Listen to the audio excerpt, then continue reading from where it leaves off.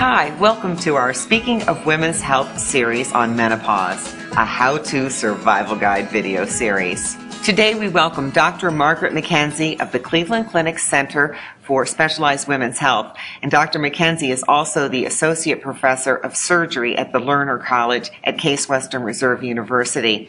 She is an OBGYN doctor, but she has a special interest in menopause, related potential problems that a woman might have, and that brings us to today's very important topic, which is sexual dysfunction. So first of all, can you just give us an overview of what might be termed sexual dysfunction and what some of the causes might be? Sexual dysfunction is anything that a patient perceives that's not working in their sexual life. And in medicine, we break it down into 4 categories, particularly categories around your desire, your urge to have sex, your arousal, and also your capacity to come to an orgasm, and also whether or not you have pain, that's affecting your relationship. So some of those are going to be emotional issues, and some of those are going to be more medical that may be treated with exercise or medication. I actually think that it all starts out with the quality of your relationship. And so relational issues are one, which then if you've got a history of pain with intercourse, that can feed into it and affect your capacity to even be interested in sex. In addition to that, in terms of arousal, your body's got to be able to respond to stimuli. And so you have to be comfortable with your own body and allow the response to happen.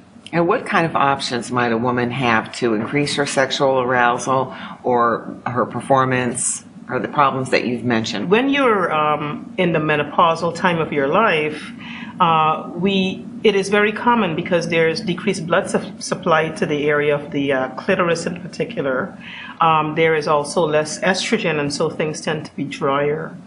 What that translates to is that some of us will have problems in terms of a mental block. If you know that sex is going to be uncomfortable, why are you going to get aroused to do it? And so I think that we will think about giving patients local therapies like lubricants or moisturizers. We can also use estrogens.